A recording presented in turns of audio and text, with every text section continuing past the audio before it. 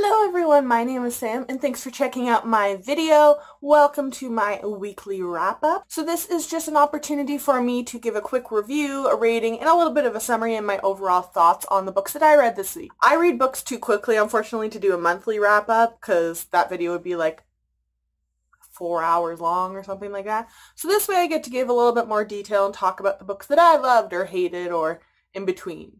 So this week I read 4 books total, with 2 of them being with the audiobook help and 2 of them without audiobook help. Overall, I enjoyed most of them for the most part. There was definitely one that was my most favorite, one that was my least favorite, but overall this was the first time in a couple weeks that I haven't had a book that I wanted to throw in the garbage as soon as I finished it.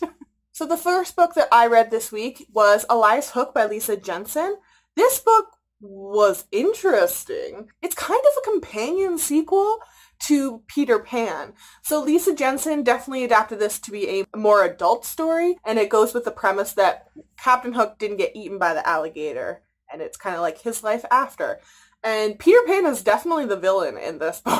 I honestly thought it was going to be more of a middle grade YA, and I was shook a couple chapters in because there is some super adulty content in here for sure. Over the course of the book, I very quickly warmed to Captain Hook. You kind of see him grow when a lady, as you can see kind of here in the picture, gets involved, and she kind of offers him the opportunity essentially that the whole time they're trying to escape, and you see him grow into a good person, and he kind of is scared of what will happen if he goes back to the real world 200 years after he originally left. He kind of has to answer for a lot of the sins that he did in the old world before he left, and then in Neverworld before he leaves, because he definitely was not a great guy for the whole time, but he definitely grew on me. I was honestly super as soon as that adulting happened, I was like, oh wait, can I do this? And then I was like, wait, I watched Once Upon a Time, and I'm totally okay with hating Peter Pan and being super attracted to Captain Hook. So all I had to do was pretend that Captain Hook in here was that Captain Hook. And it was pretty easy, to be totally honest. My main problem with this book, I ended up giving it 4 out of 5 stars.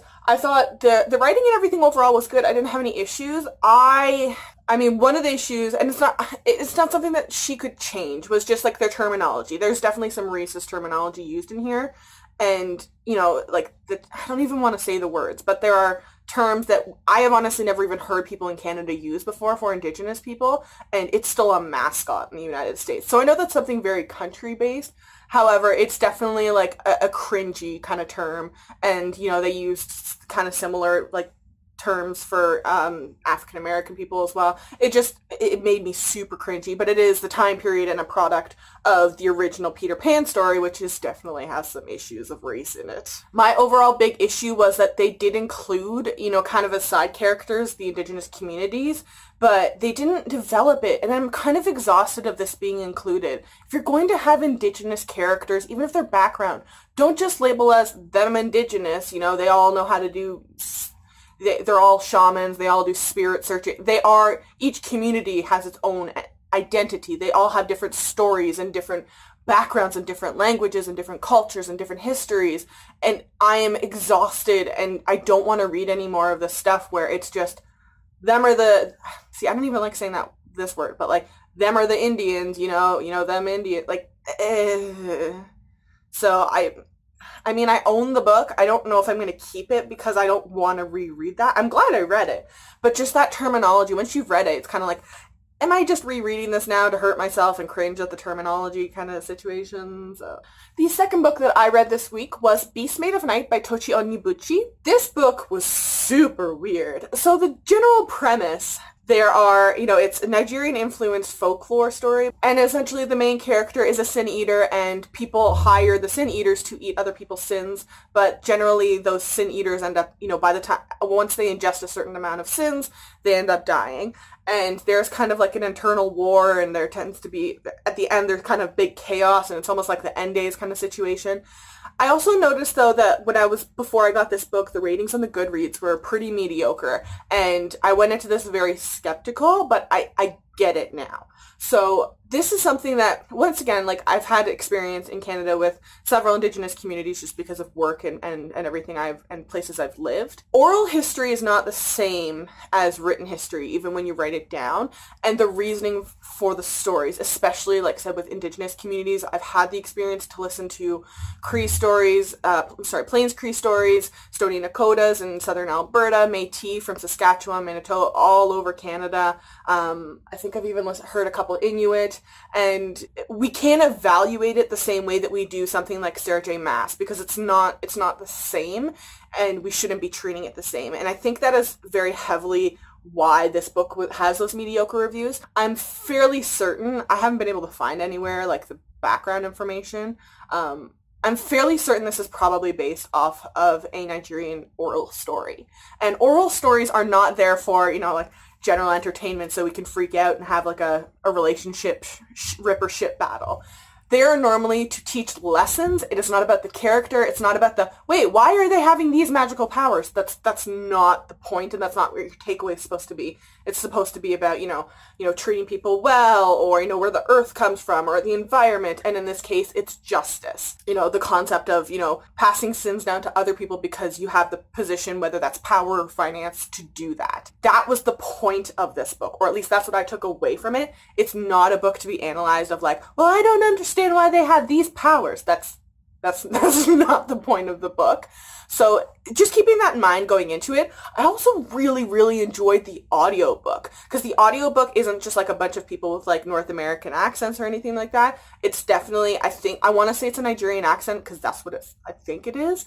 And it was just really interesting to hear those characters' voices, and it just kind of puts you in this world. It was a totally different experience than a lot of audiobooks that I've read. Because once again, it's not about, it's not about the characters or the relationship, romance, or anything like that. It's about the message and the story and the setting and everything that it's giving to you. And a lot of those times, the setting and the history of these places heavily influences the message and the story. So for that reasoning, I gave this book a 3.5 out of 5 stars. There were points that I felt kind of like it lagged, and I was just like, this could have probably been skipped writing it down. But, I think it would have been interesting to hear this story just like as a completely oral history, kind of in a like listening to someone in the same room as you telling it. The third book that I read this week, and hands down was my favorite, was Speak Easy, Speak Love by Mikkel George. I'm so happy I liked this book. I was so hyped for it. This is a 1920s Prohibition era Much Ado About Nothing retelling set in Long Island. And if you like Much Ado About Nothing, you will love this book. I'm not someone who likes a lot of insta-lovey, love triangles, none of that chaos. I love William Shakespeare. I don't want them to just like literally just slap new names on people and then be like, oh, it's new and it's fresh. This was so cool. There are so many different aspects going on. The romances, though, are amazing. There's an interracial romance, which was like a big no-no at the time. And there is a lot of strong female characters. And honestly, I just want to live in the house where this whole speakeasy is set. So the entire premise is there's a house in Long Island where a girl named Hero and her father, I believe it's Leo, run a speakeasy, and they have to smuggle alcohol and booze in, but that is a lot of their finance. That's where their money comes from to support themselves and live. They also have a family that's like kind of duct taped together. None of them are all that really blood related. Hero and Beatrice are cousins, but other than that, everyone is technically just friends, but they are a family, really. So the main character, Beatrice, starts off being in a home for fallen women, or she's not pregnant or anything like that. She's just she does not abide by 1920 standards of what women should be like, shall we say. She is kicked out because her family has run out of money. All of the money that was going towards paying for those fees from what her mother left her, and the money has run out. So she is luckily picked up and taken in by her uncle, and you see very quickly that he is not dealing with the death of his own wife very well, so he kind of just takes a back seat in this whole plot. But Hero, his daughter, steps in and kind of teaches her the life. And she interacts with Benedict, and if you've read Much Ado About Nothing, you know that they're both very strong people. They butt heads a lot, and they're kind of tricked into admitting their feelings for each other, and it's very funny. And then Hero has this, like, she's kind of the wild, crazy party girl of the era, but she's so strong and capable of taking care of herself, and you just root for every single person in this book. And then there's, like, at the end, there's the reveal of who's been, like, pulling what shenanigans and secret plans, and I was like, what? I did not see that coming. And I just loved this book. It was just so freaking good. And I bought my friend Meg a copy of it, and she read it in like 24 hours. It's like 430 pages or something like that. So it's a good book. One of the really cool things about this was the role of the gangsters and the Prohibition agents. I wasn't expecting them to have as much screen time as they did. So one of the characters that is kind of in this grouped up friend family situation has a half-brother, and both of them are kind of in and out of the mob. They both have Italian ancestry in some dirty businesses, and they kind of struggle on whether or not to go into them or to kind of go the legitimate route of the Prohibition illegal aspect, which is kind of explained in here. But you get to meet some Prohibition agents, and it's really, really cool. And then you find out at the very end, why the Prohibition agents are there and everything. And it's just so good. It's such a good book. The characters are strong. There's strong females in here. Like, the author gave them this amazing balance of they're able to have a career and ambition and romance, and they don't sacrifice the career and ambition to get the romance, but in fact, they find people who support that career and ambition. I would super, super highly recommend this book, like, to infinity and beyond. I'm so happy I have my own copy. I'm going to reread this an awful lot. I just have a very, very strong feeling about that. And the last book that I read this week, I mean, I'm glad I read it, but I hate that these books have to exist.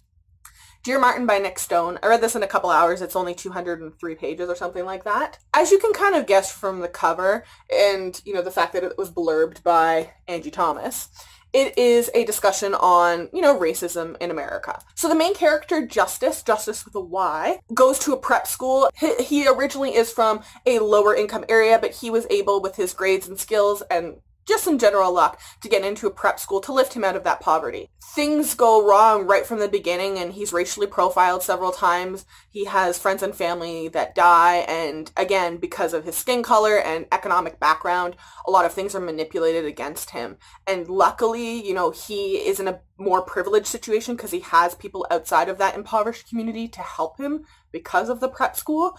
But there's also characters that, they have very similar circumstances, but it just ended up being like they weren't able to get into the prep school, so this is what happened to them instead.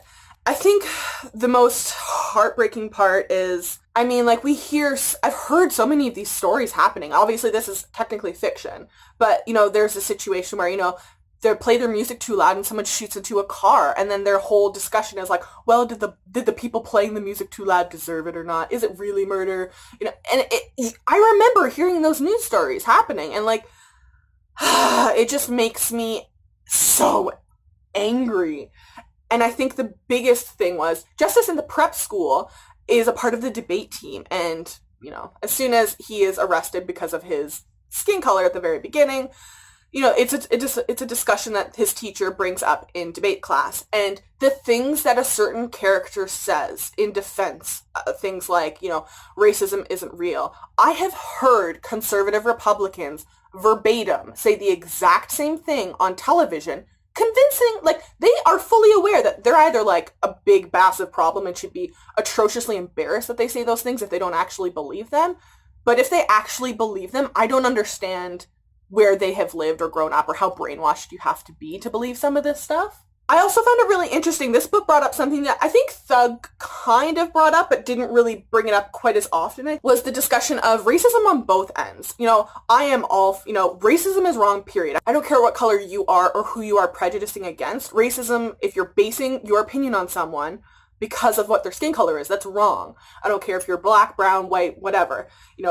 People of specific races, specifically, historically, have had far harder time. But it was one thing that brought up of the main character's mother.